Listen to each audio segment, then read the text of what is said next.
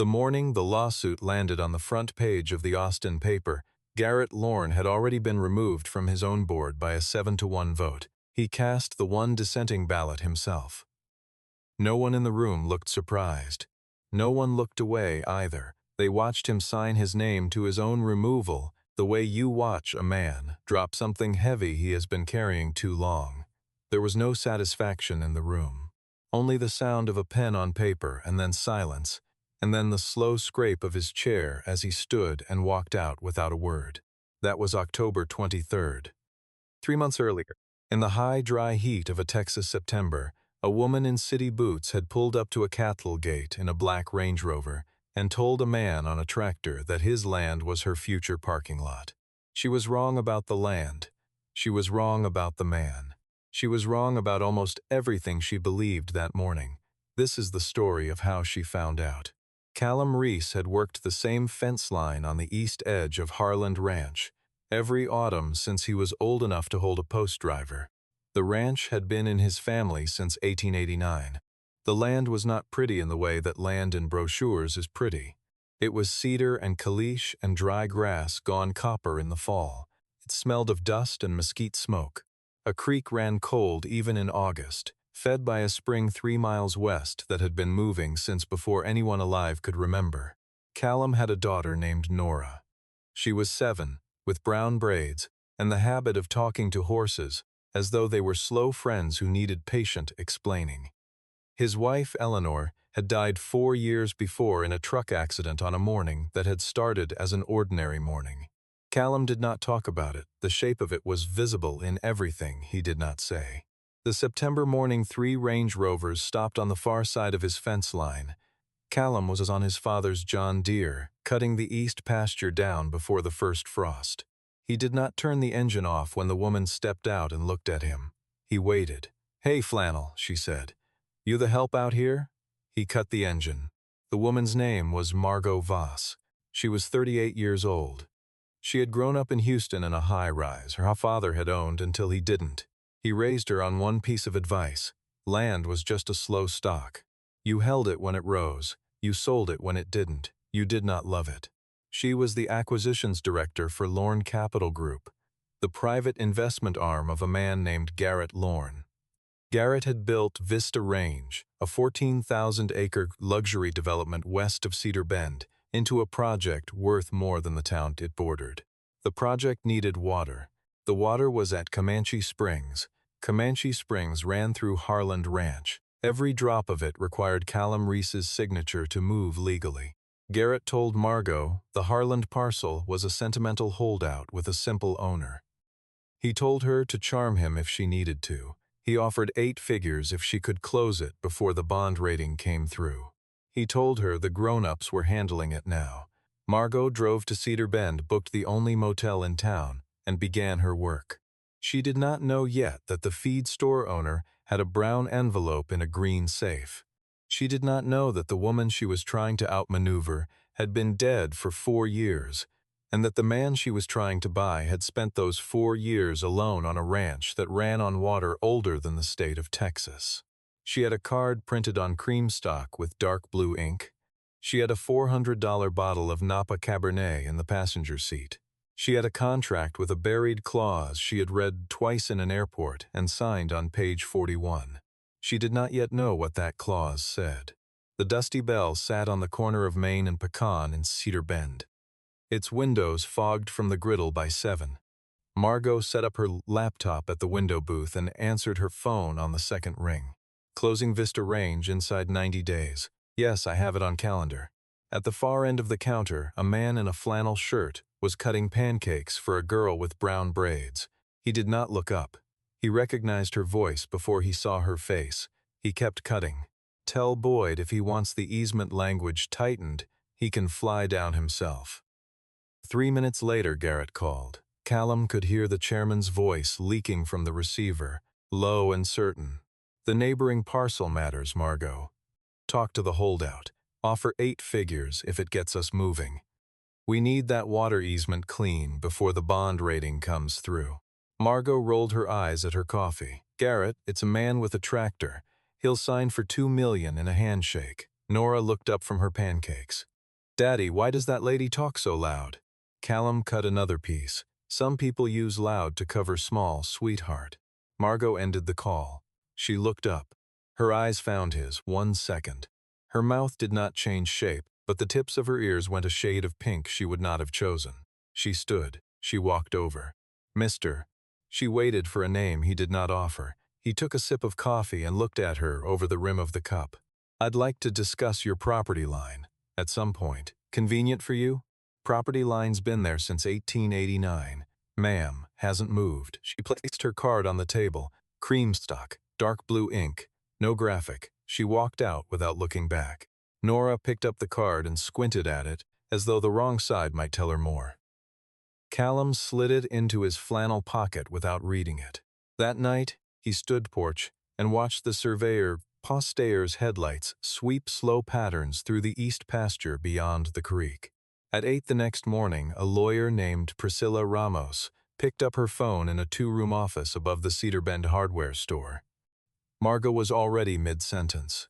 "I need a list of holdout landowners adjacent to Vista Range. Anyone whose signature might be required for easement adjustment."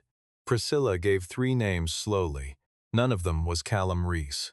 "What about the parcel to the east? The old white frame house and the John Deere. Who owns that?" Priscilla set her coffee down. "That parcel is privately held. Owner doesn't take meetings." She hung up. Then she sat at her desk for a full minute, staring at the wall. She opened the bottom drawer. Behind a row of plain manila folders sat a leather binder. Harland Ranch. Deed History, 1889 to present. She put her hand flat on the cover. She did not open it. She drew her hand back. 3 miles east of the horse barn, Callum climbed to a loft he had built the spring after Eleanor died. The walls held a hydrology survey, color-coded by aquifer zone, with Comanche Springs marked at its center. The blue line ran east across Harland land before it reached anywhere else. Without his name on a single page, not one drop crossed the fence line legally. He picked up the phone and called his attorney in Austin. "Pull every easement file Lorne Capital has filed on Vista Range in the past 6 months, every page. Today." That afternoon, Margot drove up the long gravel road of Harland Ranch. She brought the $400 bottle of Napa Cabernet, carried with both hands. Callum met her on the porch. He took the bottle, set it on the kitchen counter, and poured her a glass of well water from the pitcher in the icebox. "Water here's older than the wine, ma'am. Try it first." She drank. Her face shifted. Clean, faintly mineral, sweet on the back of the tongue. "Where does this come from?" "Comanche Springs, 3 miles that way. Been running since before the state of Texas existed." A door creaked. Nora came in, leading an old Palomino mare named Bucket by the halter. She stopped when she saw the woman. Margot, who had not knelt to a child in recent memory, set her glass down and lowered herself onto one knee. "Hi, I'm Margot. Who's your friend?" "This is Bucket. She's old. So am I sometimes." Callum watched. He did not speak. When Margot left, she paused at the open door of her Range Rover. "Mr. Reese," she said, "what would it take?" "For you to sign." He went back inside. The door closed. That night, the file from Austin arrived by courier in a sealed accordion folder. Callum carried it up to the loft and turned the pages slowly, one at a time. When he reached the page marked with a yellow tab, he stopped. A scanned internal memo dated September 14th. Garrett Lorne's signature at the bottom. The subject was the engineered diversion of Comanche Springs flow toward an Austin Metropolitan Water contract. The contract was worth $400 million over 15 years. It would draw the spring dry inside 7. Callum folded the memo. He looked at the clock on the wall. He said softly, to no one, "Eleanor would have burned this place down before letting him have it." At 6 in the morning, the surveyors crossed the fence. Callum was already up. He had been up since 4:30, the way he had been since Eleanor died, sitting on the porch with black coffee, watching the sky behind the live oaks go from charcoal to peach. He saw the first white flag go into his side of the line, then the second. He set his coffee down. He walked out calm and unhurried. He stopped 20 feet from the survey foreman. "Gentlemen, you're on Harland land. I'll need you to pack up and step back across that fence." The foreman called Margot. She arrived in 20 minutes in a blazer and cowboy boots that had not yet learned the shape of her foot. My crew has authorization from Vista Range's cellar. If your fence line is in dispute, I suggest you take it up with the county. Callum took out his phone. Sheriff Briggs, Callum Reese, I've got 6 men on my property. I'd appreciate a deputy when you've got the time. Sheriff Tom Briggs pulled up in 11 minutes in a county cruiser the color of dried mud. He stepped out, settled his hat, walked straight past Margot to Callum. "Morning, Mr. Reese, sir. What have we got?" Margot registered the "sir." She filed it. The sheriff turned to the surveyors. He did not raise his voice. Within 10 minutes, the crew had pulled the flags, loaded their equipment, and rolled back across the fence. Margot stood in the middle of the dirt in a blazer that suddenly felt like the wrong piece of armor for the country she was standing in. After they left, she did not get back in her car. She walked over to the fence. She put both hands flat on the top rail. Callum joined her. "Why does the sheriff call you, sir?" "Because his mother was my 3rd-grade teacher. That's how it works out here." Margot did not answer. From the porch, Nora waved, small hand, small smile. Margot waved back before she thought about it. She drove back to the motel in silence. In room 12, she typed the words herself into the county database. Casablanca County, Acresia 1,237. Last appraisal, $108,400,000. Sole owner, Callum A. Reese. She read the screen 3 times. The words from that first afternoon, future parking lot, repeated in her own voice, in her own head, and she did not like the sound of them. Her phone rang. Garrett Lorne. She let it go. She turned the phone face down on the bedspread. That same evening, Priscilla came to Harland with the leather binder under her arm. She and Callum sat on the porch in the blue light. Garrett's already filed paperwork through a shell entity to claim adverse easement against the Eastern Flow Channel. He's going to try to take it through the courts and the legislature both. And he's holding something over my son. Daniel just made associate at a firm in Dallas, and Garrett sits on their advisory board. I can't be your lawyer of record on this, Callum. I'm sorry. You just needed to come tell me. That's enough. 3 days later, Margot came back to Harland a 3rd time. She did not bring a bottle or a contract or an assistant. She carried a manila folder she had spent the previous evening reading line by line in her motel room. Her own company's draft of the Vista Range purchase agreement, the version with her signature on page 41. Last night she had read it slowly, and she had found on page 28 the clause that quietly granted Lorne Capital the right to redirect surface flow from Comanche Springs. After closing, she had signed it. She had not understood what she was signing. Callum was at the kitchen table when she came in. He poured her coffee without asking. "If I told you the deal, as written, would dry up your land within 5 years," she said, "would you believe me?" He slid the cup toward her. "I'd believe you were starting to see it." She sat down. She set her purse on the floor. Nora padded in from the front room barefoot with a sugar cookie wrapped in a napkin and held it out. Margot took it in both hands like it was something that might break. "Thank you, Nora." "You're welcome, Miss Margot." After the coffee, Callum did something he had not done with another adult in 4 years. He stood, took down a barn jacket from the peg by the door, and held the door for her. "Come on, I want to show you something." They walked the long way around the south pasture, past the windmill that still pumped, past the pecan grove Eleanor had planted the year Nora was born. At the top of the rise behind the barn, beneath a single live oak older than any deed, sat a piece of granite the size of a saddle. Low and gray, a name and 2 dates, a clay pot of bluebonnet seedlings at its foot. "My wife knew this land better than I do," Callum said. "She used to say, 'Land doesn't belong to anyone. People belong to the land.' Garrett doesn't understand that." "I don't think you did either. Until this week." Margot looked down at the grass. She did not try to answer for a long moment. "I was raised in a high-rise," she said. "My father sold leverage. He went broke twice. He taught me land was just a slow stock. And now," she stopped. "I'm not sure what I was taught was right." They walked back together in silence. At the side of the barn, Nora was bugged blank with both hands, talking to the mare in a soft stream of nonsense. Margot stopped at the fence and watched. Callum stopped behind her and watched her watch his daughter. The distance between them shortened by one. Neither of them spoke. Neither of them moved away. The Lorne Capital boardroom in Dallas was on the 43rd floor, all glass and oiled walnut, a view of downtown that had once made Margot feel she had arrived. That morning, sitting in her usual seat at Garrett's right hand, the view looked smaller than she remembered. Garrett announced a compressed timeline, 30 days to close Vista Range instead of 90. He wanted the spring diversion application filed before, and he smiled when he said it. Any noisy neighbors got litigious. The easement isn't clean, Margot said. The Harlan parcel controls upstream flow. We need their signature, or the deal collapses in due diligence.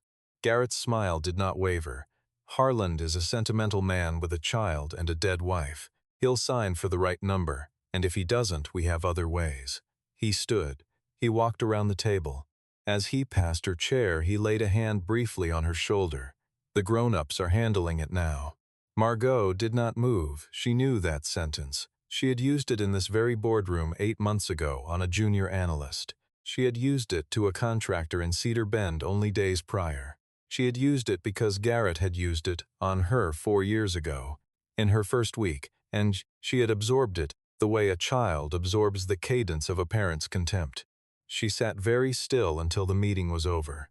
Then she walked to the women's room and stood in front of the mirror for a long time without turning the water on. She took out her phone. She dialed Priscilla Ramos. "Off the record," she said.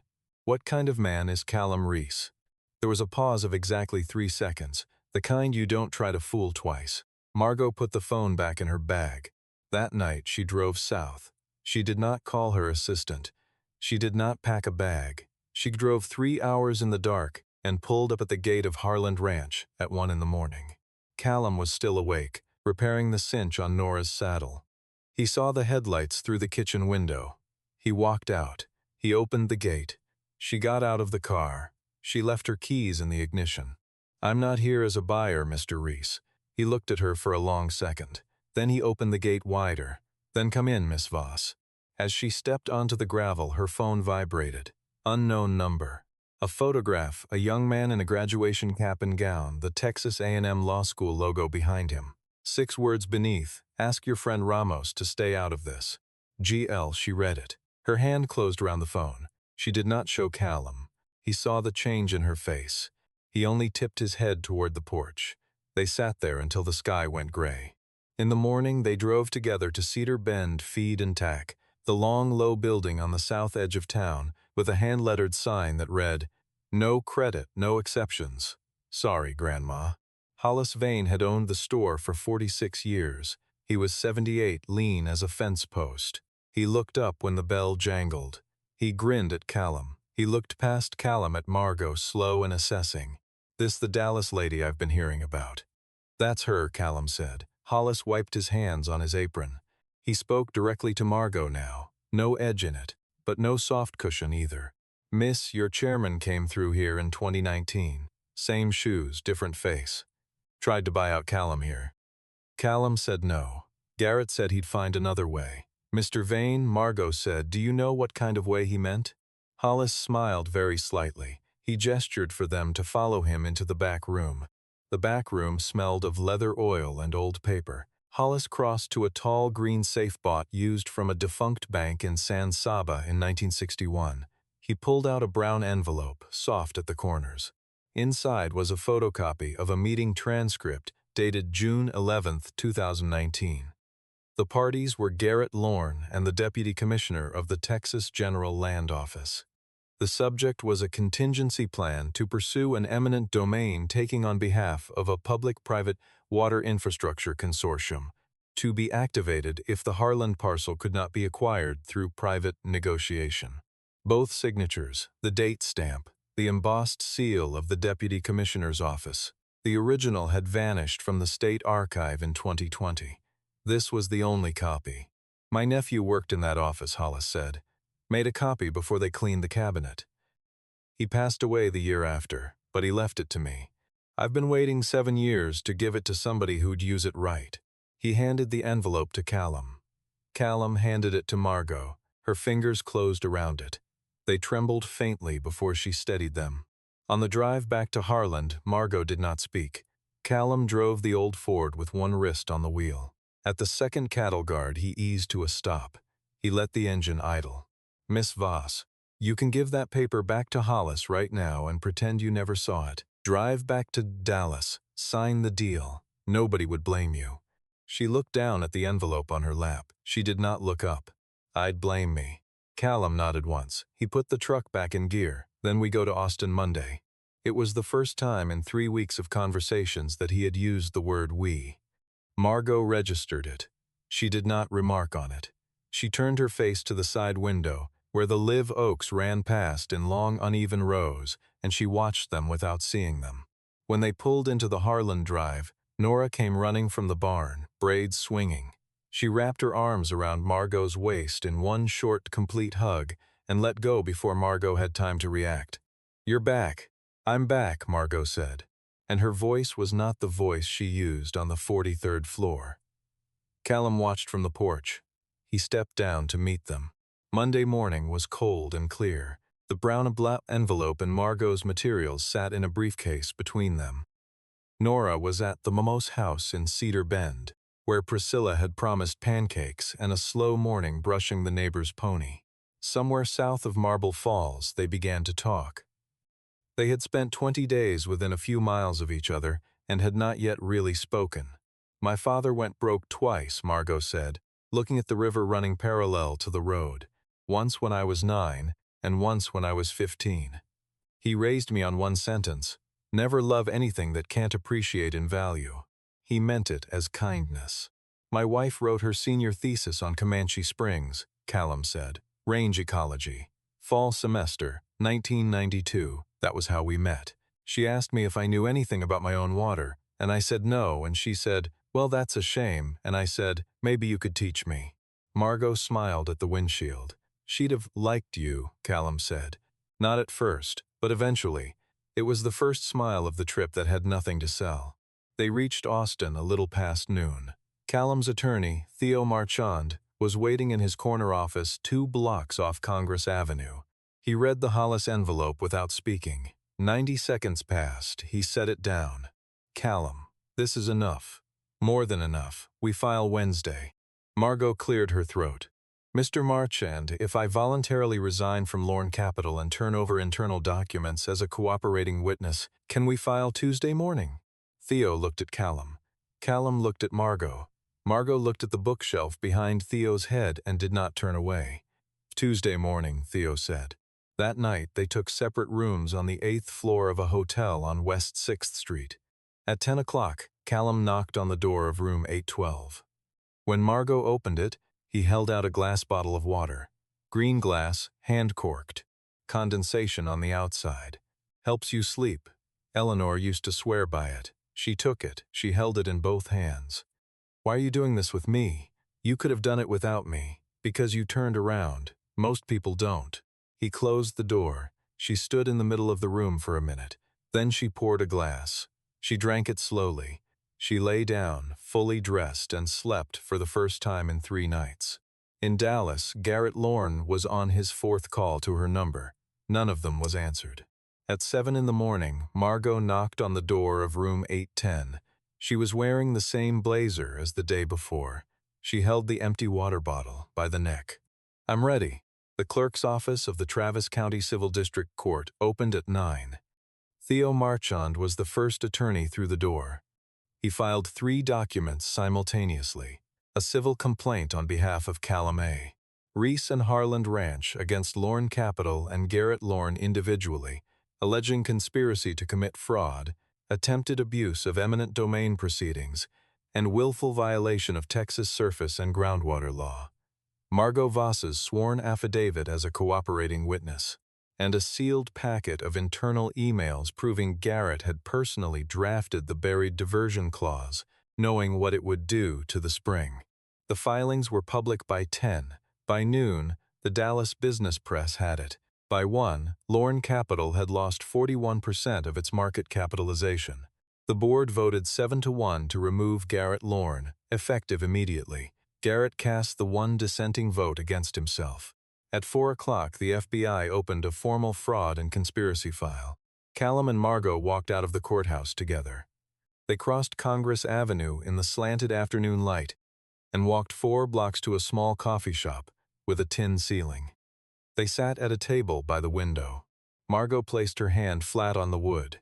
Callum placed his hand 5 centimeters away. Neither hand moved. "What happens to you now?" he asked. "I don't know. Either way, I'm not going back to that office as the same person. There's room at Harland if you need to think for a while. Spare cabin's been empty since Eleanor's sister moved out." She turned her face toward him. "Callum, that's not nothing. What you just said. I know." On the long drive back to Cedar Bend, her phone rang. The board's outside counsel. They were offering her the interim chairman's seat, doubling her base, asking her to take Lorne Capital through the cleanup and out the other side. "I'll think about it," she said. She ended the call. Callum glanced sideways at her. "You're considering it?" "I'm considering whether I want to spend the next 10 years undoing what Garrett built, or whether I want to do something I haven't done yet." He kept driving. For 2 weeks, Margot stayed in the cabin behind the main house at Harland.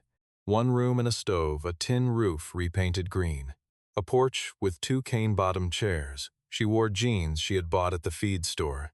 The cowboy boots Callum had quietly placed by the door, her second morning had real mud on them by the end of the first week. She drank coffee on the main house porch every morning with Callum and Nora. On a Thursday, Nora decided to teach her how to tie a real cowboy knot. 2 loops, Miss Margot, through the back, like a real knot, not a city knot. Margot laughed, a clear, open laugh she did not remember making before. Her head tipped back against the porch post. Callum watched from the kitchen window with his coffee, and he did not look away. She formally declined the chairman's seat on the second Monday. In its place, she announced the founding of the Voss Land Trust, a nonprofit conservation foundation chartered under Texas law to protect family ranches from corporate acquisition and aquifer draining development. Initial capital, $40 million, drawn from her whistleblower award, her personal savings, and the liquidation of her Dallas penthouse. The grand jury indicted Garrett Lorne on the 23rd of October. 4 federal counts. He was remanded to home confinement pending trial. His Vista Range shell entity collapsed inside a week. Hollis Vane was called as a witness. He wore his old Stetson and a tie his late wife had picked out for him 40 years before. He answered questions in short, plain sentences. When he stepped down, Callum was waiting in the hallway. Hollis put a hand on his shoulder. Eleanor would have been proud. Callum nodded. He could not get any words out. Priscilla Ramos, her son Daniel, now safely employed at Marchand's firm in Austin, finally opened the leather binder she had kept in the bottom drawer of her filing cabinet for 7 years. Behind the deed history was a single folded sheet of cream stationery. Eleanor's handwriting, a letter written 6 months before the accident. Priscilla drove out to Harland on a Friday evening and put it in Callum's hands. He sat at the kitchen table to read it. There was a line in it he had never seen before. "If I'm not there, Callum, find someone who can stand on this land without trying to own it." He read it twice. He folded it. He put it in the pocket of his flannel shirt. He walked out onto the porch. Margot was sitting on the top step with Nora beside her, teaching her how to find the first stars of December.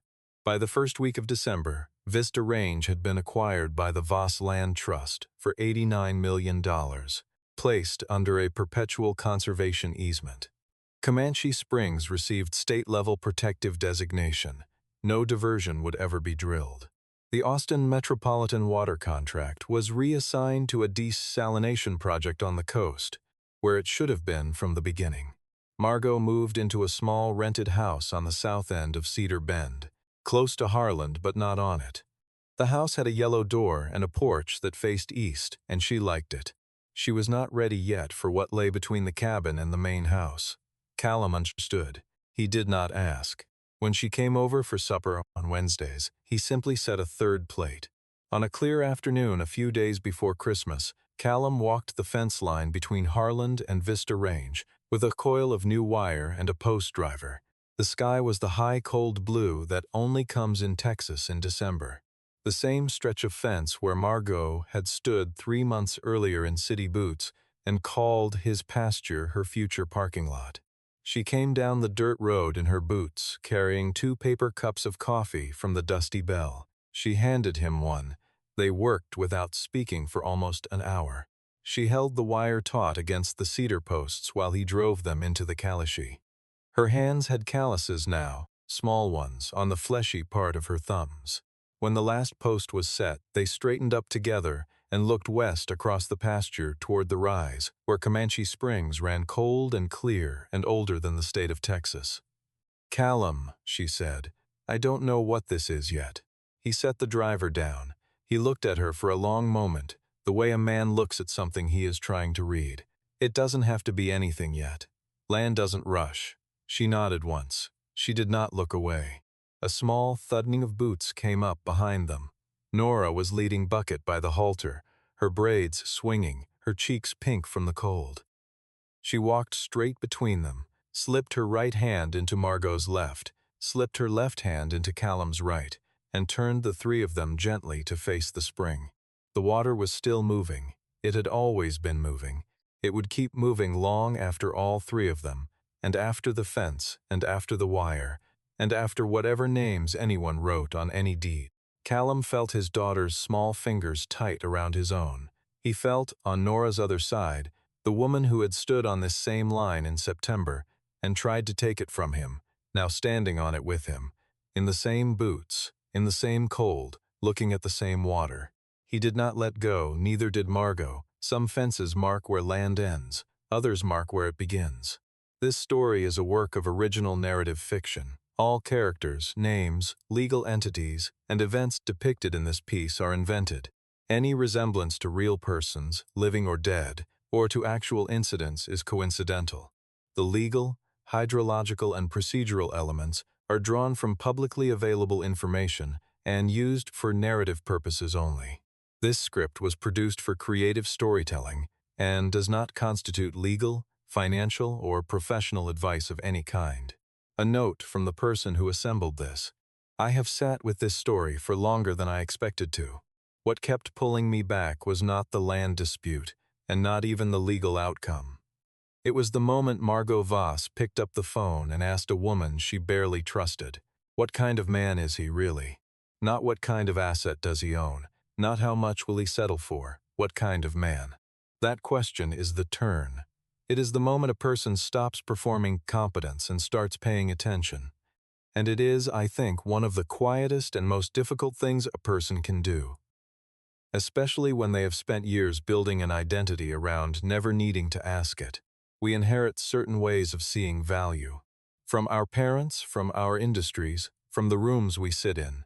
Those ways of seeing can be correct and still incomplete. And the moment we discover they are incomplete is not a collapse. It is an opening. What strikes me most about Margot is that she was not a villain who became a hero. She was a person taught something narrow and who followed it faithfully until she stood on land old enough to make that narrowness visible. She did not have a sudden revelation. She had a series of small encounters, a child with a sugar cookie, a glass of spring water, a stone the size of a saddle with a name and 2 dates, that accumulated until she could not pretend she was seeing clearly. That is how most of us change, if we are lucky, not in a single dramatic moment, in a slow accumulation of evidence we can no longer ignore. The envelope in Hollis Vane's green safe had been sitting there for 7 years. That is not a plot device.